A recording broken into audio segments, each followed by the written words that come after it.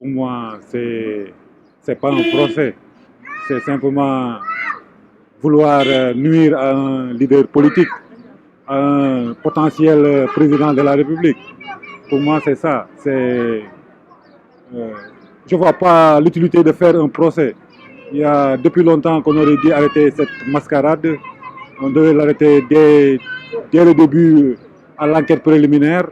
Mais on est arrivé jusque-là. Maintenant, je pense que ils ont voulu un procès. Ils l'ont obtenu. Bon, il faut faire le procès. On va voir ce que ça va donner. Le procès Ousmane Sonko ak Adji Sarr moom lu ma si xalaat ak sama wax mooy Ousmane Sonko citoyen la Adji Sarr citoyen la kon tey dafa war a mën a. Ce que je pense du procès Ousmane Sonko Adji Sarr, je pense qu'il doit aller répondre à la justice. C'est un citoyen et Adji Sarr est aussi une citoyenne qui demande justice. Leur conflit bloque toute l'économie du pays et je pense que cette défiance à la justice ne doit pas rester impunie. Si j'étais à sa place, le peuple est avec lui.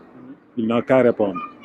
Si nous avons une volonté de vouloir le condamner pour une chose qu'il n'y a pas de preuve, moi je ne vois pas, avec tout ce qui s'est passé depuis mars 2021, je pense, tout ce qui s'est passé, tout ce qu'on a vu, Adji Sarr qu'on voit à la télé, dans les réseaux sociaux, une personne violée, moi je ne pense pas qu'Adji Sarr soit violée. Si elle était violée, je ne pense pas qu'elle va se pavaner à la télé et faire des snaps et des choses comme ça. Mais il faut faire le procès. Je pense que c'est un procès qui oppose deux citoyens sénégalais. Donc nous voulons que justice soit faite, mais avec une justice indépendante.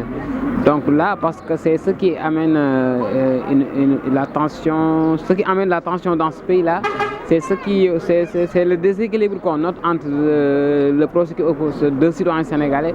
Donc ce soulèvement populaire-là, donc ça n'arrange pas le pays. Donc c'est quelque chose qui doit être réglé dans les respects de comment on le dit, dans les respects de la loi. Donc avec une justice donc qui est équilibrée.